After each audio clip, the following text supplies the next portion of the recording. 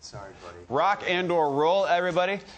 Kevin Smith, Jason Mewes go out, and we have Ian Somerhalder and Paul Wesley from the Vampire Diaries. They're a lot cooler than we are. No, man, don't sell yourself short. You were sitting there hanging out and talking with Jay. I saw it. I saw the bonding. Man, I've known him a long time. Really? I still have blood on me. You still have blood on you. Unpack that statement. I'm set. We just, we wrapped. I didn't get it. No. Okay. Well, you wrapped? I went through security with all this. And they just let you walk right through? Yeah, we wrapped it at 6:15 this morning. Good heavens. On the East Coast, and then flew here. Wow, well, thank you very much. No, you've been here. Bastard. Well, I was up till 6:15 drinking alcohol, but I wasn't working. That's all right. It's a different kind of blood. Yeah. That works out. Yeah. All right, gentlemen, and I have to be perfectly honest here. We have a super fan who works here, and she was like, "All right, so we're gonna talk with Vampire Diaries." She's like, "Please, let me throw in some questions." So we're like, she went completely crazy, and they're awesome. The second doppelganger was like a total shocker. So what did you guys think about the fan reaction? To Silas? I mean, I was initially, obviously, like, I was very excited because I get to play two characters, and so I get to go darker and do something completely different than what I've been doing for 4 years. But I was a little concerned that the fans would sort of think, oh, we've already seen this before. But it was so, fortunately, such a positive reaction. Everybody was so excited. Because everyone was so bored with Stefan that they're ecstatic now.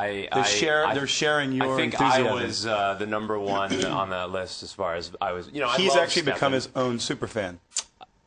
I'm Silas's super fan. Okay. Yeah. All right. No, but I'm very excited. Yes. I'm thrilled. Yeah, it's actually going to be really cool. It's going to be amazing. The scenes now are. The scenes are really cool because it's such a different dynamic, and before it was just Damon sort of fighting with his brother, and now it's this guy who, can kick his ass and read his mind. And it's going to be a fun challenge as an actor. Yeah. But it's fun. Now, who's going to be most affected by Bonnie's death when the truth comes out? Well, how do you know that there's truth? Well, it is make believe. So, yeah. Her father? People are going to be. Well, we don't actually know what that. Are you baiting us? Nope. Okay, this is a real question. It's proved. I think he's baiting us. No, I wouldn't be baiting you. Hook, line, see what's and happening. No. Listen, what we go through daily here at San Diego Comic-Con is a lot of can't tell you, don't know. Sorry, coming in. Good luck. What's your con experience like? With Vampire Diaries, sometimes the stories become so sort of like intertwined that sometimes I genuinely, it's not about I can't tell you. It's because I don't quite understand what's happening. So ourselves. I don't really know. But if maybe you can inform me what's going on. To answer the question, the question again was exactly what do you think the fan reaction to Bonnie's death is going to be when the truth comes out? That's the idea. Correct. Well, if for some reason she was truly dead at some point, people would be extremely angry, sad, violent. Well, you don't want them to be violent, but it's kind of nice when you have that kind of reaction for fans because they care. They care. Yeah, and I think that the stakes on a show have to be really high. In general, I feel like if you have a show that characters, even main characters, there isn't a threat of someone leaving the show at any moment, I feel like it's not as exciting. I feel like it's something that is a prerequisite. I hate saying it because I'm an actor and I don't like being thought of. I don't like being thought of as expendable. But the truth is, it creates a great dynamic on a thrilling sort of thriller show. George R. R. Martin had a great line about Game of Thrones where he said when people were so upset when a character died, he went, "Well, you should be. They died. That's sad." They died. Yeah, they died. I mean, I remember even on Lost, every character literally lived on the precipice of death. Every episode, you never knew.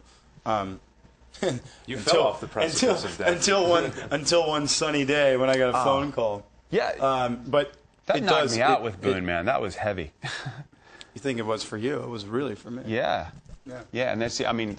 To add to his point, yeah, it does definitely make up. It creates a very kinetic dynamic too. Also, Kevin Williamson gets a dark pleasure out of slowly killing people off. We were talking last night, and we were talking about The Following and how like everybody on The Following is like terrified for their lives on the show. But he loves that. He loves it. It's good to act from that place if you already have it to draw from, Dark. Now, will Stefan be able to escape his underwater? Stefan. Stefan, forgive me. Unbelievable, man. Sorry. Ashley, get in French? here. What is this? Behold. Actually, that was German. That was German? Yeah, Stefan. Stefan, yeah. Will Stefan be able to escape? Why do all Germans talk like that? It's called an accent. I know, it's crazy. He's not just British. The things that come out of this noggin, it's crazy. 4 or 5 years of college, you do very well. No, 4 or 5 years of Comic-Con. Yeah, dude. Right on. Let's move into that education. All right, let's skip over into that. So, how many? 4 or 5 years of Comic-Con? 5. This is our 5th. This is your 5th. What's been the biggest change? Well, other than we're sober right now. I speak for yourself. Well, no, yeah, that's right. Because I just got off the plane. I need to catch up a little bit. It's pretty wild. It's pretty wild. I've actually been coming to Comic-Con for 7 years in a row because I came for 2 years with this other show and then 5 years with Vampire Diaries. 7 years. So that's, you see it's unbelievable because it's getting hipper and hipper and more. It started out like, you know, now it's you never know who's going to show up in terms of A-list directors and A-list sort of actors. It's now become sort of a hub for that, as opposed to, I think 7 years ago it was exciting, but it was still kind of up and coming. And I mean, last year was it? Yeah, I mean you look up and you're sitting there when you're with Robert Downey Jr. and you're having really casual, chill conversations. We were having a conversation with Ron Howard and Brian Grazer, sitting, having a glass. Who are those guys? They're just these guys. Right. When you have these conversations, do you have like these synapses that fire every few seconds of going, yeah, these guys are really nice and great. Oh my God. Well, I walked by them like 4 different times, just trying to get the courage to go sit down and finally say, listen, guys, obviously I know who you are. You guys are huge inspirations to a lot of us. Thank you for all of your work. And that's what I said when I first met you. I know. I literally, that's how I felt. Yeah, I know. Is that true? Yeah. We had our enough. we met we met at our Fang fitting. We were somewhere out in the valley. Literally Fang fitting. Fang fitting, and we sat next to each other in these chairs, and we just kind of bonded, and our mouth was full of this it's like a seaweed algae dental It was wonderful. mold. Yeah, wonderful. it was Like incredible. literally seaweed algae? Or Yeah, it tastes. We really bonded. Hey, look at that. That's very punny. Amazing. Were you guys big geeks when you were growing up? Do you have were you superhero guys? Were you comic books? Were you sci-fi? I wasn't. No? No. Not at all? What was your jam? What did you? I played ice hockey, and I never got into the comic book thing, and then I started doing characters that were like comic booky. I did Smallville, I did that show Fallen, I did now Vampire Diaries, and now I know all about it, and I'm so much more into it. But as a kid, I never read comic books, nothing like that. That's kind of a cool way to get into it, to be perfectly involved, and all of a sudden you're drawn in. Right. That's kind of exciting. What about Did you? read comics? Yeah. No, friends of mine did. I appreciated. I knew some of the characters, but I never was able to really dive into them. I mean, I read books, but not comic books. And then actually, when I started doing Lost, I know a couple of those guys were really into comic books, and Matt Fox used to read them all the time. Graphic novels, and I would sitting there, the storytelling and the illustration, and I mean the amount of work that goes into them. They really do suck you in. It's also like you sort of learn about archetypes, through comic books. Like I think comic books, you can sort of look at them one way, and the other way you can look at them is like learning about just like I think they symbolize human sort of archetypes and emotions. Yeah, every character you play is an Interesting. archetype, like a mythological, Greek something. I mean, that's what Superman, Batman, and Wonder Exactly. Woman are. They're all symbolic. Yeah. That's all it is. We should have this conversation with Carl Jung. He'd probably be able to. Say what? Never mind. Have you guys ever run into someone dressed up as your character? Yes. Actually, him. All the time. You dressed Really? up as my Yeah, character. I did. Did you really? Yeah. Do you have I did. photos? I dressed up like him. Do you have photos with you? I don't have photos with me. I keep them. Lock and key? I keep them in my bathroom on the mirror. Oh, that's good. But I did. Yeah, man, I did. I dressed up like Paul Wesley. I went and really good that day. I went and got his stunt wig, and I rolled up my sleeves, put up my collar, and Do I roll up my sleeves and put up my collar? yeah. Well, you're you're a badass dude. You're stylish, I did that until I saw you doing it, and I said, we can't I mean, literally, we typically have to call each other I'm really glad we're. I almost wore pants this color, but we literally have to call each other, you know. Embarrassing. Because we, it'd be we always embarrassing. wear the same underwear, though. That's the thing. You don't wear we always wear the same underwear. underwear. You still wear those things? Yeah, I love I have the Somerhalder underwear on. Now, if you guys could walk the floor of the con, well, have you gotten a chance to do that ever? Yeah, of course. Yeah. What do you like to do when you're on the floor? Is there like a booth you want to go to? Is there something you? No, I just like to observe. It's just an observation, man. Crazy, right? Comic-Con is an observatory of The human condition. or like their interestingly, no, or interesting enough, the human condition and what these archetypes actually where they hit us, what they inspire us to do. I mean, you see people. If you go or you fly to San Diego, California, and you dress up and you stand in lines and you really engage, that really speaks to you. And I think that says something. And I think that watching some of these people truly enjoy themselves, but they go all out. It's kind of cool when you see like a young son and his dad, and there's so much like passion in his father's eyes for like these things that he experienced as a child, and he wants to like pass it along to his son. Interesting there's like bonding, there's like there's a lot of that going on. There's like a lot of a lot of nostalgia. I find a lot of like dudes that want to like pass it along to the next generation. You know? What was your first memory of ever coming to San Diego Comic-Con? Hangovers. Really? Like you had one on the way here?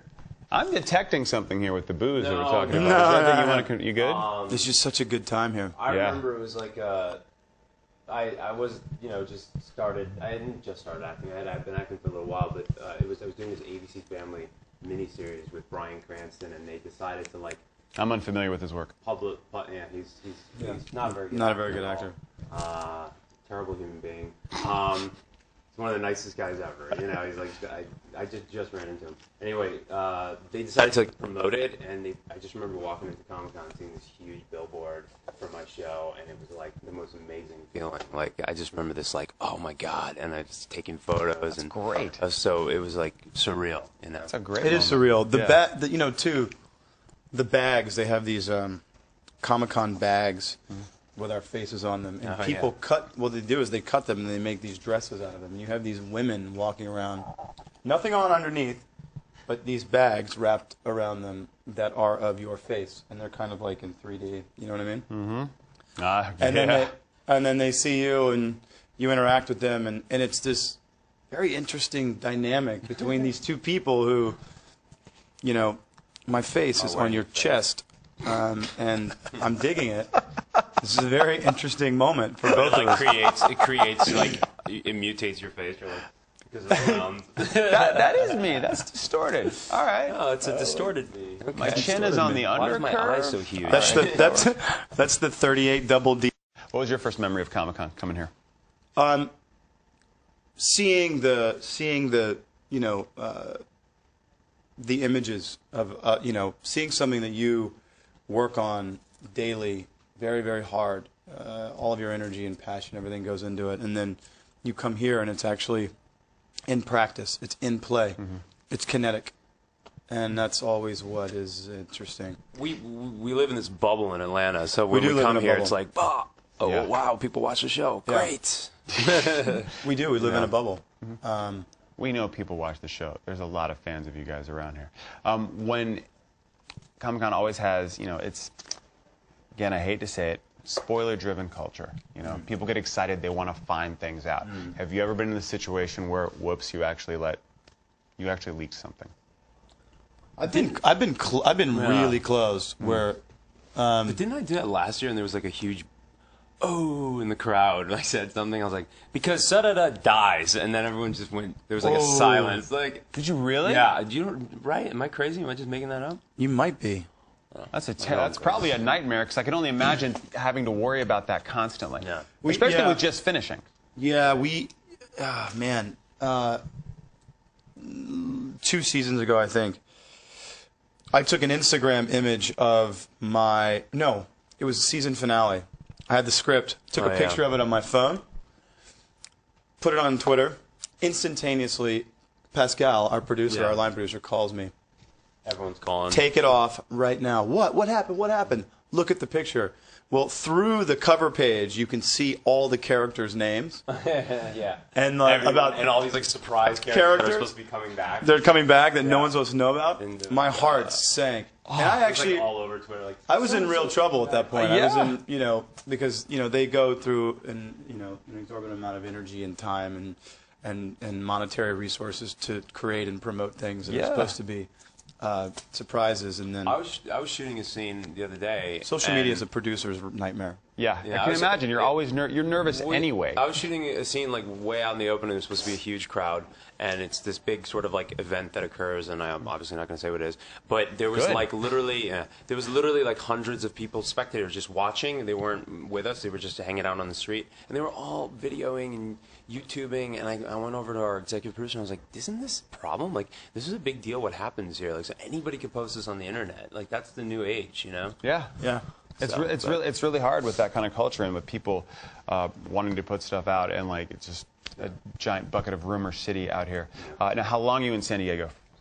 I leave tomorrow. We leave tomorrow. Tomorrow, good, because I know the bars are open now. I don't know if you guys want to. Oh, no, we know. Okay, good. By the way, the secret is coconut water. When you get home, you just drink Coconut two of water, those, yeah. two of those Hydrates, coconut- man. It's amazing. Bam. You don't feel Coconut a thing in water. the morning. That's right. Walking around with some of that, little something else. You know what I mean? Now, what's going on with the love triangle in this new season? It's going to be me, Damon, and Silas. How is that going to work physically? And if Awesome. you could, maybe like move around on the couch for us, we could get a still for the website. It's going to be great. We're just going to shoot everything twice. We're gonna shoot everything. Very exciting for Ian. Yeah. That's very good. Yeah. It's going to be a great love triangle. Yeah, it's gonna be amazing. No Have you ever rain at seen all? someone skiing? Have I ever seen someone ski? Yes, I have. Well, Downhill, man. that's the image you're going to leave us with. That's going to be the one. Well, I mean, it's the most descriptive. uphill. Uphill. Really. Uphill skiing. No one's going off to college. Nothing big. No continuing education. No. It's a lot of skiing. Love skiing. I think, the girls are going to college. They're Everyone's going to attempting. college. Yeah, everyone's going That's to college. the new thing now. Yeah. It's going to be Vampire Diaries college years. I love how, we always have to maintain that sort of we're a teen show, and it's like, but there's people dying everywhere, and we all live forever. Why are we going to college? Like, That's a very good point. It's Have you like, got an answer for that? I'll tell you, I don't have an answer for that, and you need to suspend your disbelief when you watch Vampire Diaries or any other show that is. How about anything you watch at all? Indeed. Right on. I mean, I'm higher education. Higher education is a very good CW, thing. Vampire Diaries. Gentlemen, thank you so much for talking about the Vampire Diaries. Thank It's you, a man. pleasure. Thanks, man. Pleasure. Here Absolute is pleasure. our very good friend Josh Horowitz talking to a werewolf.